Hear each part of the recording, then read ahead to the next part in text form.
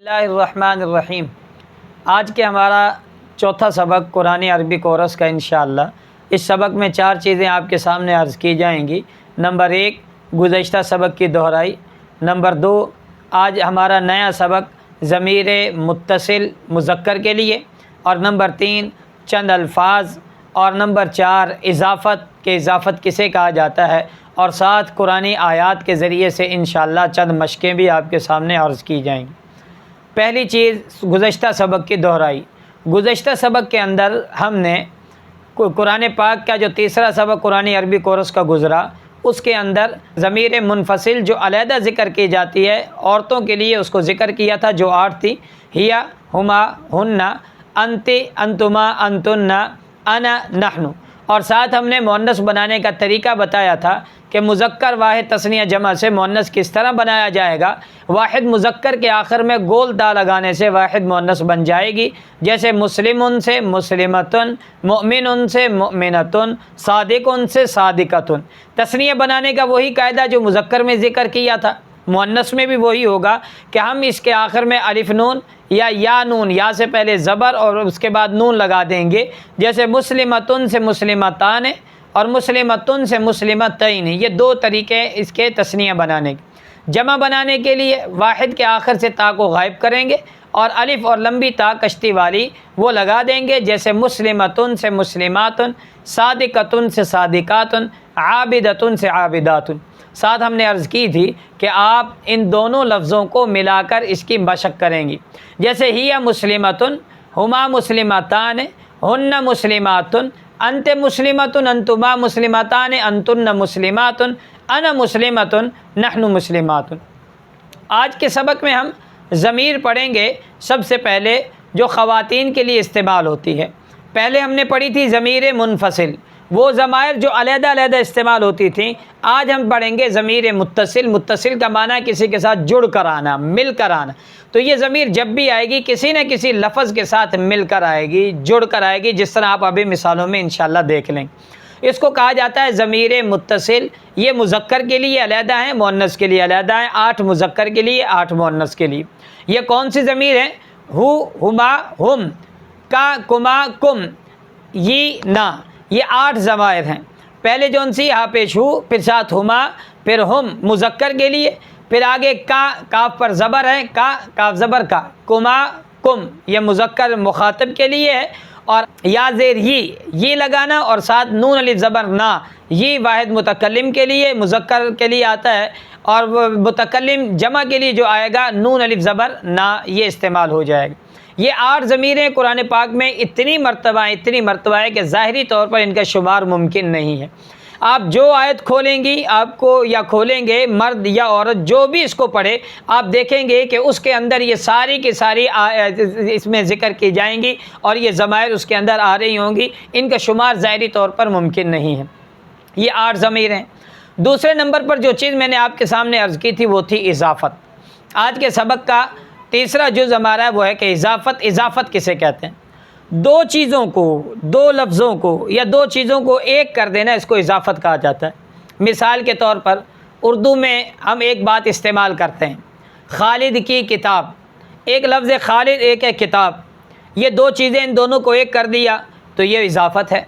زبیر کا پین، اسی طرح سعد کی ٹوپی۔ یہ مختلف جو الفاظ آپ استعمال کرتے ہیں، فلاں کا موٹر سائیکل، فلاں کی گاڑی، فلاں کی فلاں چیز، تو یہ جو چیزیں آپ استعمال کرتے ہیں 2 چیزوں کو ایک کر دینا، اس کو اضافت کہتے ہیں۔ اضافت کا معنی 2 چیزوں کو ملا دینا، ایک کر دینا۔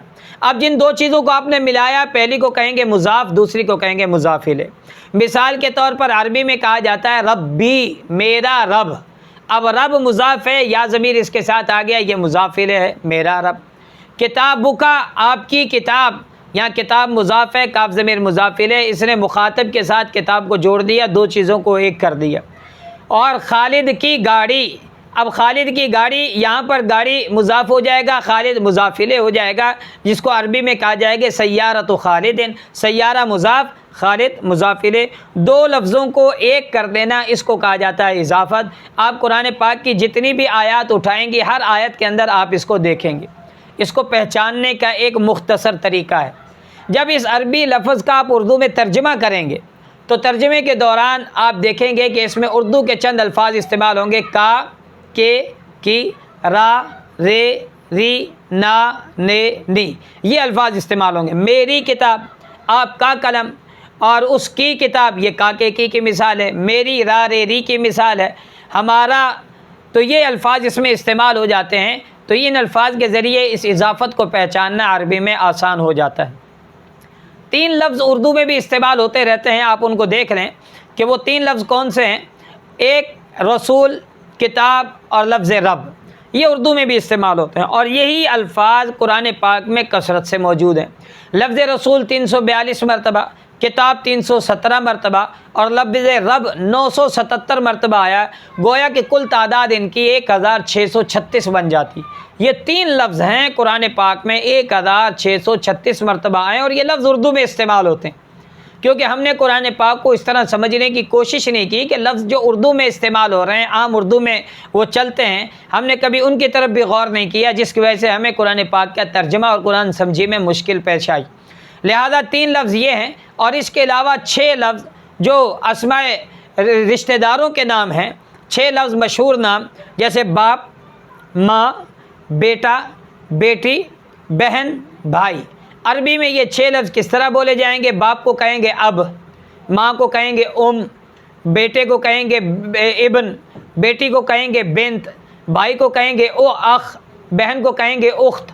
یہ 6 الفاظ ان کو کہتے ہیں، یہ رشتہ داروں کے نام ہیں، عام رشتہ داریاں جو گھر میں عموماً استعمال ہوتی ہیں۔ یہ 6 لفظ آپ نے یاد کرنے ہیں، اور یہ قرآن پاک میں کتنی مرتبہ ہے؟ لفظ اب 46 مرتبہ، 21 مرتبہ، ابن 40، بنت 19، اخ 53 اور اخت 9 مرتبہ۔ کل تعداد ان کی بن جاتی ہے 188۔ 188 یہ، اور 1600 پیچھے جو آپ نے یاد کیے 1636، ان دونوں کو آپ ملائیں تو 1824 1824 الفاظ بن جاتے ہیں۔ یہ وہ الفاظ ہیں جو آج آپ نے یاد کرنے ہیں۔ 3 رسول، کتاب اور رب، یہ مشہور 6 رشتے، یہ 9 لفظ، یہ قرآن پاک میں 1800 مرتبہ آئیں، لیکن یہ جن ضمائر کے ساتھ مل کر آئیں، ان ضمائر کی تعداد آپ شمار نہیں کر سکتے، جو ہم نے شروع میں پڑھا 8 ضمیر۔ اب یہ ان کے ساتھ مل کر آئیں گے، یہ 6 لفظ یا 3 لفظ جب بھی آئیں گے، اکثر ان کے ساتھ، ان الفاظ کے ساتھ مل کر آئیں گے، تو ہم ان کو کہیں گے ان کی اضافت ہو گئی ہے۔ پہلا لفظ مضاف ہے، دوسرا مضاف الیہ ہے، جیسے رسولنا ہمارے رسول، کتابنا ہماری کتاب، ربنا ہمارا رب، ربک تیرا رب۔ اب یہاں پر ترجمے میں بھی آپ دیکھیں را رے ری نا نے نی لا کا کی کے الفاظ آ رہے ہیں، اور ساتھ 2 لفظوں کو ایک کر دیا جاتا ہے، اور یہ قرآن پاک میں بہت زیادہ استعمال ہوتے ہیں۔ اگر آپ اس کی مشق کریں تو مشق کا طریقہ کیا ہے؟ مشق کا طریقہ وہ کہ جس طرح پیچھے آپ نے 2 سبق علیحدہ علیحدہ پڑھے تھے، دونوں کو ملایا تھا، آپ نے کہا تھا ہوا مسلم۔ اب یہاں پر آپ نے کیونکہ ہو پہلے پڑھا ہے، لیکن یہ ہو اضافت میں ہمیشہ دوسرے نمبر پر استعمال ہوگا، یہ مضاف الیہ کے طور پر۔ اس سے پہلے آئے گا ربہ، ربہما، ربہم، ربک، ربکما، ربکم، ربی، ربنا، ربی، ربنا۔ اسی طرح آپ لفظ ابو، اب کے ساتھ دیکھ لیں، جب اب کے ساتھ یہ استعمال ہوگا تو بسا اوقات اس کے ساتھ واو لگے گی، بسا اوقات یا لگے گی، بسا اوقات الف بھی لگے گی، لیکن یہ پہچان کچھ عرصے بعد آپ کو ہو جائے گی جب آگے جائیں گے۔ شروع میں آپ نے واو لگا کے پڑھنا ہے، ابوہ، ابوہما، ابوہم، ابوکا، ابوکما، ابوکم، ابی، ابونا، ابی، ابونا، یا سے پہلے اس کے نیچے زیر آ جائے گی۔ ابوہ اس کا باپ، ابوہما ان 2 مردوں کا باپ، ابوہم ان سب مردوں کا باپ، ابو کا آپ ایک مرد کا باپ، ابوکما تم 2 مردوں کا باپ، ابوکم تم سب مردوں کا باپ، ابی میرے والد، ابونا ہمارے والد۔ یہ 8 الفاظ آگے۔ اب اگر آپ اس کی مشق کریں قرآن پاک سے تو لفظ اب کے بعد اخ آ جائے گا، اخوہ، اخوہما، اخوہم، اخو کا اخوکما، اخو کا اخوکما، اخوکم، اخی، اخونا، یہ الفاظ استعمال ہوں گے۔ اسی طرح باقی الفاظ کی آپ نے مشق کر لینی۔ قرآن پاک میں آپ سورہ عبس کھولیں تو یوم یفر المرء من اخی و امی و ابی و صاحبتی و بنی۔ اب یہاں پر لفظ اخ بھی آ گیا، من اخی، آپ اس کی مشق کر لیں، اخوہ، اخوہما، اخوہم، اخو کا اخوکما، اخوکم، اخی، اخونا۔ یہاں پر یا لفظ استعمال ہوا، اس کی وجہ میں نے عرض کی کہ وہ آگے جا کر آپ کو سمجھ میں آ جائے گی۔ اور اسی طرح یوم یفر المرء من اخی و امہ و ابی، اپنی ماں سے بھی بھاگے گا۔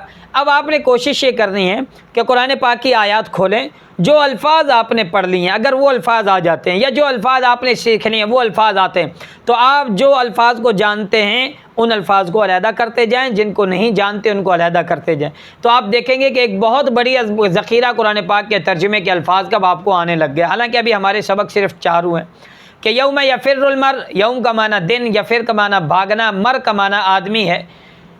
آدمی بھاگے گا من اخی، اپنے بھائی سے، اپنی ماں سے، اپنے بھائی سے، وصاحبتی، اپنی بیوی سے، و بنی، اپنے اولاد سے۔ بنی یہ ابن کے معنی میں آ جاتا ہے، بنی اپنی اولاد سے۔ اب آپ نے اس کی مشق کرنی۔ قرآن پاک میں سورہ یوسف میں فرمایا ان ابانا، یہاں پر دیکھیں لفظ ابو استعمال ہو گیا اور نا ضمیر کے ساتھ استعمال ہوا، بے شک ہمارے والد، ان کا معنی بے شک ابانا، اور اسی طرح و امہ، حضرت عیسیٰ علیہ السلام کی والدہ، و امہ کہ عیسیٰ علیہ السلام کی والدہ، و امہ اس ایک عورت مرد کی ماں۔ اور آگے قرآن پاک کے ما کان ابو کے، ما کان ابو کے، اے مریم آپ کے والد، ابو کی، اب یہاں پر اب مثال آ گئی، تو یہ مثالیں اس طرح، اسی طرح وما کانت امو کی، لفظ اسی طرح کہا گیا امو کی کہ تو ایک عورت کی ماں۔ تو ان مثالوں کو آپ یاد کر لیں، یاد کرنے کے بعد آپ دیکھیں گے کہ آپ کو قرآن پاک کے بہت سے الفاظ کا ترجمہ آ جائے گا۔ لیکن یہ یاد رکھیں کہ یہ تبھی آئیں گے کہ جب آپ نے اس کو یاد کرنا آپ کے لیے آسان ہوگا، کہ جب آپ اس کی مشقیں کریں گے، قرآن پاک کھولیں گے، اس کا ترجمہ دیکھیں گے۔ اللہ مجھے اور آپ کو عمل کرنے کی توفیق نصیب فرما دے۔ سبحانک اللہم و بحمدک، اشہد ان لا الہ الا انت، استغفرک و اتوب الیک۔